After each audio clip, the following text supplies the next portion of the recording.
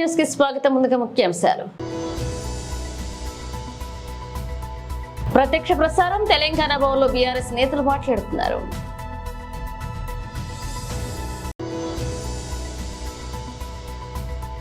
సుష్మా స్వరాజ్ పుణ్యతిథి నాడు ఆమెకు నివాళులు.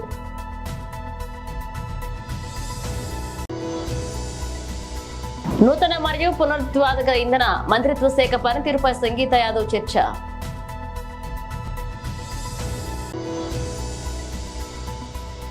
ఏఐసిసి హెచ్క్యూలో శ్రీ శ్రావణ్ ప్రవీణ్ చక్రవర్తి ద్వారా కాంగ్రెస్ పార్టీ బ్రీఫింగ్. తెలంగాణ భవన్లో బీఆర్ఎస్ నేతలు మాట్లాడుతున్నారు. అలా చూద్దాం. ప్రింట్ అండ్ ఎలక్ట్రానిక్ మీడియా సోదరులకు నమస్కారం. నిన్న అల్లంపూర్ నియోజకవర్గం సంబంధించిన దళిత ఎమ్మెల్యే మీద జరిగిన దౌర్జన్యాన్ని చూసి రాష్ట్రంలో ఉన్న మేధావులంతా ఈసడించుకుంటా ఉన్నారు.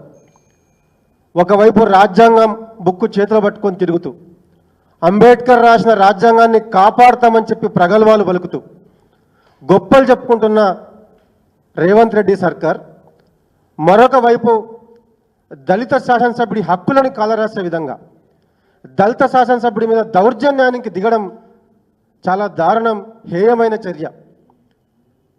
నిన్న సంపత్ చేసింది ఆ సంపత్ చేసిన చర్య కాదు, అది సర్కార్ చర్య. అది సర్కార్ చేసిన దౌర్జన్యం, అది రేవంత్ రెడ్డి సర్కార్ చేసిన దౌర్జన్యం. అది బీఆర్ఎస్ పార్టీ ఎమ్మెల్యేల మీద ప్రభుత్వ ప్రలోభాలకు, రేవంత్ రెడ్డి సర్కార్ చేస్తున్న ప్రలోభాలకు, బ్లాక్మెయిలింగ్కు లొంగని ఎమ్మెల్యేల మీద దౌర్జన్యాలకు దిగుతూ వాళ్ళ హక్కులను కాలరేస్తూ ఇవాళ వాళ్ళ మీద హేయమైన దాడికి కాంగ్రెస్ ప్రభుత్వం పాల్పడుతూ ఉన్నది.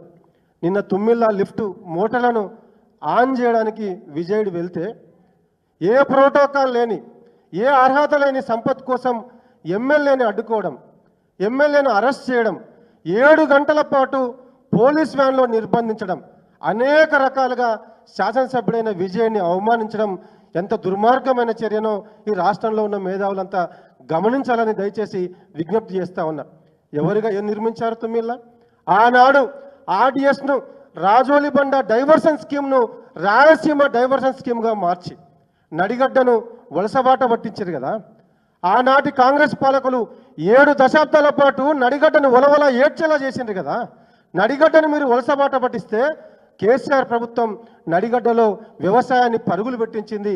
నడిగడ్డలో పంటల విప్లవాన్ని తీసుకొచ్చింది. ఆ చర్యల్లో భాగంగానే బచావ్ ట్రిబ్యునల్ కేటాయింపుల మేరకు, ఆ బ్రిజేష్ కుమార్ ట్రిబ్యునల్ కేటాయింపుల మేరకు 15.9 టీఎంసీల నీటిని పూర్తిగా నడిగడ్డలో వినియోగంలోకి తీసుకురావడం కోసం 800 కోట్లకు పైగా వెచ్చించి తుమ్మిళ్ళ ప్రాజెక్టు నిర్మించింది కేసీఆర్ ప్రభుత్వం కదా. తుమ్మిళ్ళ ప్రాజెక్టును నిర్మించి D22 నుంచి D48 వరకు డిస్ట్రిబ్యూటర్ల వరకు పూర్తి స్థాయిలో 55,000కు పైగా ఎకరాలకు నీరందించింది కేసీఆర్ గారి ప్రభుత్వం కదా. 87,500 ఎకరాలకు నీరందించాల్సిన ఆర్డిఎస్ను ఏనాడైనా 30,000 ఎకరాల కన్నా మీరు నీరు బారించిన చరిత్ర ఉందా కాంగ్రెస్ పార్టీకి? మీరు కాలువలను ఎండబెట్టిండ్రు కదా, పొలాలను ఎండబెట్టిండ్రు కదా, నడిగడ్డ రైతుల ఉసురు తీసుకున్నారు కదా, మీరు వాళ్ళ కంట రక్త కన్నీరు కార్పించారు కదా మీరు కాంగ్రెస్ పాలకులు. మరి వాళ్ళ కేసీఆర్ ప్రభుత్వం నడిగడ్డలో పంటల విప్లవాన్ని తీసుకొస్తే, తుమ్మిళ్ళ ప్రాజెక్టు నిర్మిస్తే మీకు కనీసం ఆ నీటిని తాకే అర్హతనే ఉందా కాంగ్రెస్ పార్టీ పాలకులకు, కాంగ్రెస్ పార్టీ నాయకులకు? తుమ్మిళ్ళ ప్రాజెక్టుని కాదు, కనీసం ఆ నీటిని తాకే అర్హత కూడా మీకు లేదు. అట్లాంటి మీరు పోయి జనం చీదరించుకున్న, జనం ఈసడించుకున్న, జనం ఓడగొట్టిన నాయకులు ఇవాళ పోయి గెలిచిన విజయాన్ని అడ్డుకోవడం ఎంత దుర్మార్గమైన చర్య. దీనివల్ల రాష్ట్రంలో ఉన్న అందరూ కూడా ఈసడించుకుంటా ఉన్నారు. ఇవాళ రాష్ట్ర మంత్రి జూపల్లి నాయకత్వంలో రాష్ట్ర ముఖ్యమంత్రి రేవంత్ రెడ్డి గారి ఆదేశాల మేరకు నడిగడ్డలో కాంగ్రెస్ ప్రభుత్వం కీచకత్వాన్ని నడిపిస్తూ ఉన్నది, అరాచకత్వాన్ని నడిపిస్తూ ఉన్నది. గద్వాల ఎమ్మెల్యే మీద గవర్నమెంట్ చేసిన బ్లాక్మెయిల్ రాజకీయాన్ని అల్లంపూర్ ఎమ్మెల్యే మీద కూడా ప్రయోగిస్తూ ఉన్నది. దీన్ని మేము చూస్తూ ఊరుకోం. త్వరలోనే నడిగడ్డలో బీఆర్ఎస్ పార్టీ భారీ బహిరంగ సభ నిర్వహించబోతా ఉన్నది. కేటీఆర్ గారిని, హరీష్ రావు గారిని ఆహ్వానిస్తూ ఉన్నాం. ఆ రోజు అక్కడ ప్రజల ముందు అన్ని వాస్తవాల్ని పెడతామని చెప్పి ఈ సందర్భంగా తెలియజేస్తూ ఉన్నాం. థ్యాంక్ యూ అన్న. ఒక్క నిమిషం బ్రదర్, ఇంకొక విషయం, బోనస్ విషయంలో కాంగ్రెస్ పార్టీ కొట్టింది రైతులకి. రైతు భరోసా పేరు మీద ఆశ. సుష్మా స్వరాజీ పుణ్యతిథి నాడు ఆమెకు నివాళులర్పిస్తూ బీజేపీ తెలంగాణ నేతలు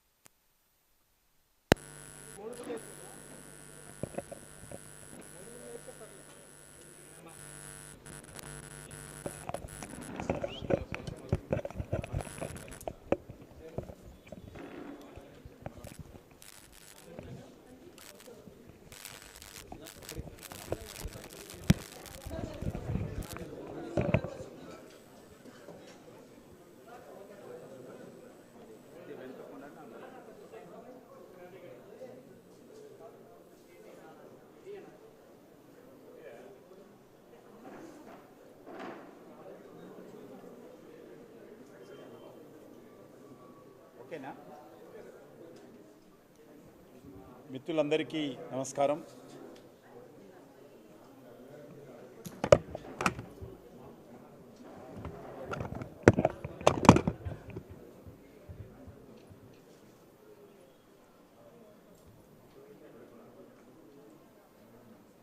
భారతీయ జనతా పార్టీ నూతన మరియు పునరుత్పాదక ఇంధన మంత్రిత్వ శాఖ పనితీరుపై సంగీత యాదవ్ చర్చ. माननीय सभापति जी, आपने मुझे नवकरणीय ऊर्जा के ऊपर बोलने का अवसर दिया, इसके लिए मैं आपका आभार प्रकट करती हूँ। और मैं एक बार और आपका धन्यवाद करती हूँ कि आपने महिला सशक्तिकरण को बड़ा अच्छे से पक्ष रखा। माननीय सभापति जी, यह जो हमारा नवकरणीय ऊर्जा पे काम चल रहा है, ये 2014 से लगातार एक सतत प्रक्रिया के तहत ही चल रहा है। ये जो प्रयास है हमारे, इससे भारत की तीसरी अर्थव्यवस्था बनाने में बहुत बड़ा योगदान मिलेगा, विकसित भारत की नींव पड़ेगी। और यह कोई अचानक में हमारे बजट में इसका प्रावधान नहीं किया गया, इसको मैं कुछ अपने तथ्यों से बताना चाहूँगी। ग्रीन ग्रोथ के लिए अपनी हमारी सरकार की एक रणनीति है, उसके 3 स्तंभ हैं। पहला है रिन्यूएबल एनर्जी को कैसे प्रोडक्शन को लगातार हम बढ़ाएं। दूसरा है कैसे हम जीवाश्म ईंधन की जो इस्तेमाल उसको कम करें। और तीसरा है कि हम इथेनॉल जो हमारी तेज़ गति से जो हमारी इकोनॉमिक चल रही है, इसमें हम कैसे सबका पार्टनरशिप भी बढ़ाएं।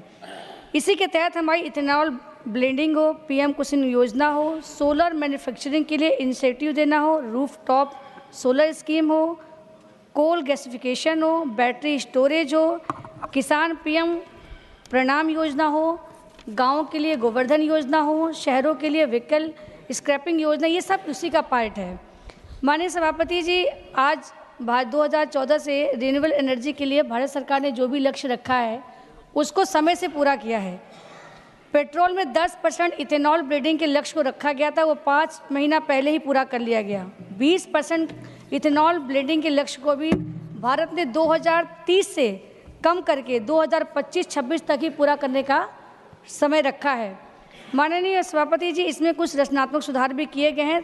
पहला ये है कि हमारे ऊर्जा का क्षेत्र का उत्पादन हो, सही से वितरण हो, और यह जो वितरण एक बार हो जाए उसकी स्थिरता भी बनी रहे, इसके लिए राष्ट्रीय ग्रिड की स्थापना की गई है। माननीय सभापति जी, 10 वर्षों में हमारी सरकार ने ऊर्जा के क्षेत्र में अन्य कई महत्वपूर्ण कदम उठाए हैं। हमने इंफ्रास्ट्रक्चर में 11 लाख करोड़ का निवेश किया है। इसमें ऊर्जा परियोजनाओं का महत्वपूर्ण हिस्सा है और ऊर्जा की मांग को दोगुना करने का लक्ष्य भी रखा गया है 2045 तक। 2030 तक 500 गीगावाट की नवीकरणीय ऊर्जा क्षमता स्थापित की बात भी की गई है। आज पावर मंत्रालय का जो बजट आवंटन है वो 20,502 करोड़ रखा गया है, जो 2013-14 के आवंटन से 150% ज़्यादा है।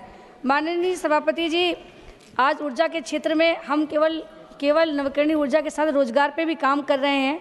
इसके लिए हम सोलर पैनल इंस्टॉलेशन और ग्रीन हाइड्रोजन सेक्टर में प्रशिक्षण कार्यक्रमों के माध्यम से लाखों लोगों को रोजगार दे रहे हैं।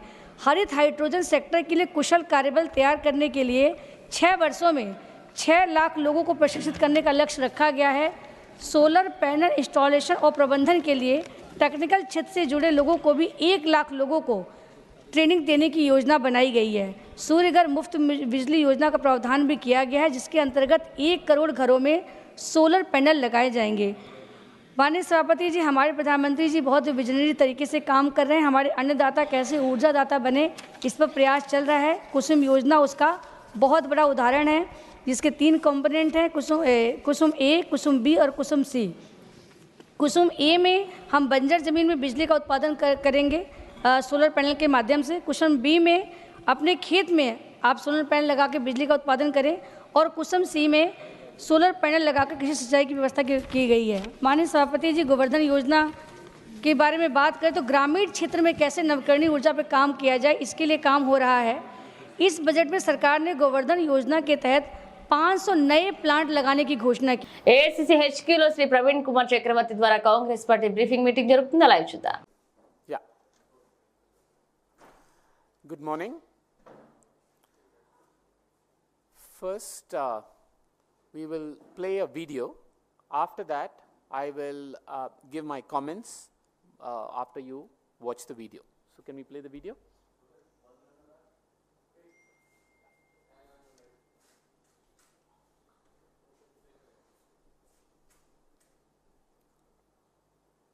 इस बजट में आपने उसी मिडिल क्लास के एक छुरा पीठ में मारा, दूसरा छुरा छाती में, एक इधर मारा और एक इधर मारा। इंडेक्सेशन जो आपने कैंसिल की वो पीठ में छुरा था, और जो कैपिटल गेन्स टैक्स आपने बढ़ाया वो छाती में छुरा था। आपने long term capital gains tax को 10% से 12.5% किया, यहाँ छाती मारी, यहाँ छुरी मारी, और शॉर्ट टर्म को 15 से 20% छुरी मारी।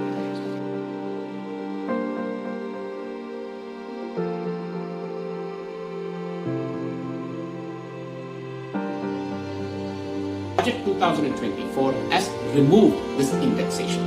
This means you have to pay higher taxes on your investment gains. This could lead to higher home prices. It will reduce your cash flow. This is a betrayal of the middle class. Join this campaign to bring back indexation. The All India Professionals Congress will take this fight to the government.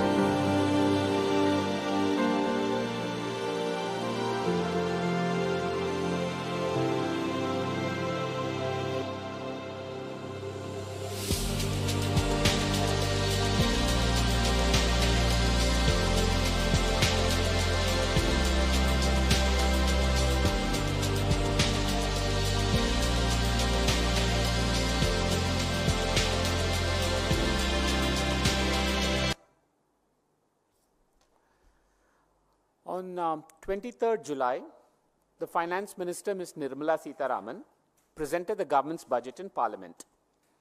At that time, we welcomed certain aspects of the budget, but we also strongly opposed many parts of the budget. We welcomed the fact that the Finance Minister took some ideas from the Congress Party's manifesto.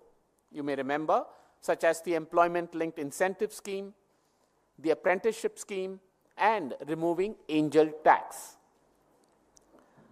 But among other things, we strongly opposed what the Finance Minister did to the middle class and salaried professionals. The leader of the opposition, Mr. Rahul Gandhi, in his response to the budget in Parliament, categorically said that this was a betrayal of the middle class through removal of indexation and higher taxes on their savings and investment gains. He promised to fight for the middle class on this issue. Don't think this issue does not affect everybody. It affects nearly 7 crore Indians who filed income taxes. It affects each one of you. It affects every Indian that owns a home or wants to own a home in the future and want to invest their savings. In this budget, effectively through removal of indexation and increase in capital gains taxes, the taxes of salaried professionals went up dramatically. Already the middle class and salaried professionals are bearing the brunt of taxation under the Narendra Modi government, because for the first time in India under this government, total income taxes paid by middle class individuals are higher than total taxes paid by rich corporates. So there were huge protests on social media, and even in cities like Mumbai, where there were some business events, professionals started to protest spontaneously. This is almost unheard of in India. The All India Professionals Congress and the Congress Party launched a campaign to bring back indexation, and with a petition asking people to sign. Nearly 12,000 people signed this petition in just one day after the launch. Yesterday, the Government of India announced a rollback of the indexation. The Government of India listened and brought back indexation for property gains by giving individuals the option to continue with indexation benefits. We welcome this. This is a victory to the 7 crore people in India that file income taxes, but this is not enough. We urge the government to allow indexation benefits for other forms of savings too, such as stocks, debt, fixed deposits, and so on. But more importantly, this is a sign of middle class power and the power of democracy. When professionals come together and raise their voice, it will be heard. This is also proof of what a strong opposition and a concerted and united effort can achieve for the people of India. The AIPC will continue to raise issues that impact the middle class working professionals. Thank you.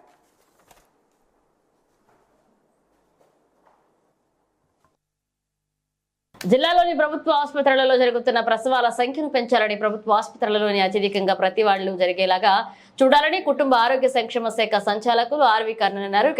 కుటుంబ ఆరోగ్య సంక్షేమ శాఖ సంచాలకులు RV Karnan Sultanabad లోని 30 పడకల ఆసుపత్రి, పెద్దపల్లిలోని మాతా శిశు సంరక్షణ ఆరోగ్య కేంద్రాన్ని జిల్లా కలెక్టర్ కోయ శ్రీహర్షతో కలిసి ఆకస్మిక తనిఖీ చేశారు. ఆసుపత్రిలో ప్రజలకు అందుతున్న వివిధ రకాల వైద్య సేవలు వివరాలను అడిగి తెలుసుకున్నారు. పెద్దపల్లిలోని డయాగ్నోస్టిక్ హబ్ ద్వారా రోగులకు నిర్వహిస్తున్న వివిధ రకాల వైద్య పరీక్షల అంశాన్ని ఆరా తీశారు.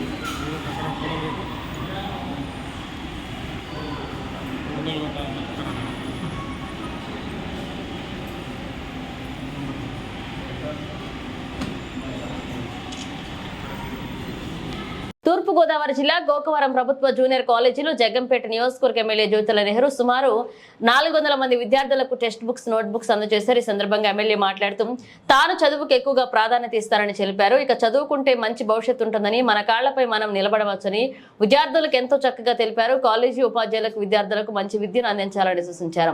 అనంతరం కాలేజీ యాజమాన్యం ఎమ్మెల్యే జ్యోతుల నెహ్రూకు శాల్వా కప్పి పూలమాలలతో ఘనంగా సన్మానించారు. రాబోయే రోజుల్లో గోకవరంలో డిగ్రీ కాలేజీ నిర్మిస్తామని హామీ ఇచ్చారు. ఈ కార్యక్రమంలో కూటమి నాయకులు పాల్గొన్నారు.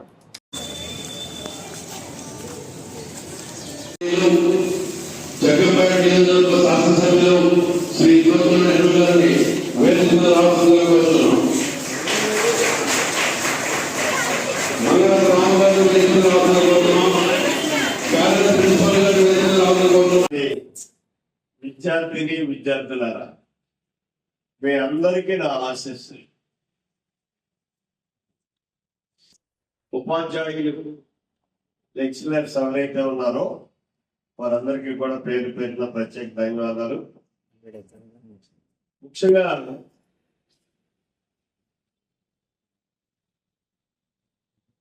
విద్యార్థుల్ని సముపార్జించడం అన్నది అంత తేలికైనటువంటి విషయం కాదు. కానీ ఇవాళ కేంద్ర రాష్ట్ర ప్రభుత్వాలు చాలా ప్రత్యేకమైనటువంటి దృష్టిని పెట్టి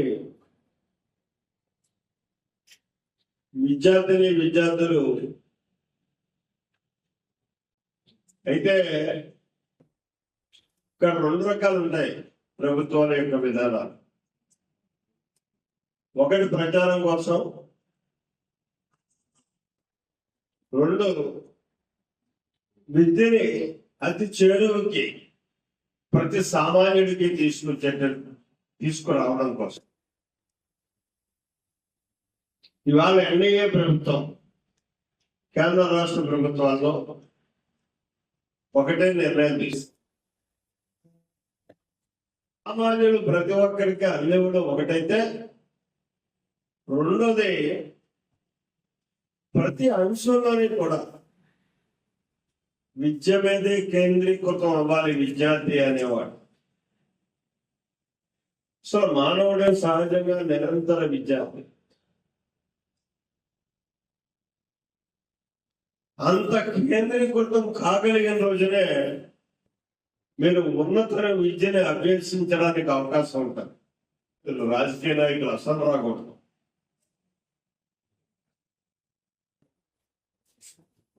ఇది నేను ఎందుకు చెప్తున్నానంటే,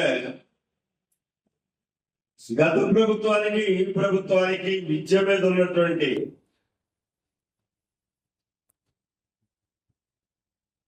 విధానం ఏంటో అన్న దాన్ని క్షుణ్ణంగా ఎక్కడ మనం తెలుసుకోవాల్సినటువంటి అవసరం.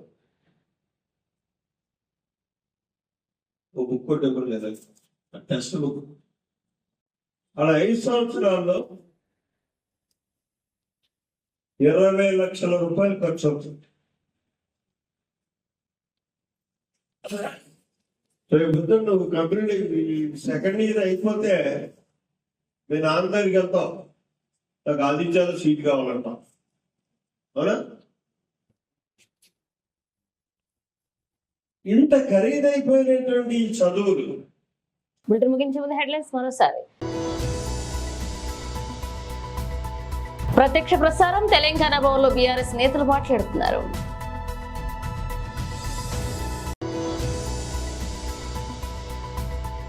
సుష్మా స్వరాజ్ పుణ్యతిథి నాడు ఆమెకు నివాళులు.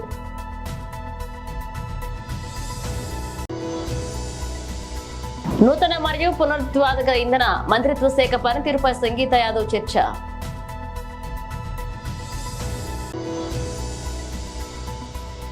ఏఐసిసి హెచ్క్యూలో శ్రీ శ్రావణ్ ప్రవీణ్ చక్రవర్తి ద్వారా కాంగ్రెస్ పార్టీ బ్రీఫింగ్. ఇవి బులెటిన్ అప్డేట్స్. మళ్ళీ కలుద్దాం.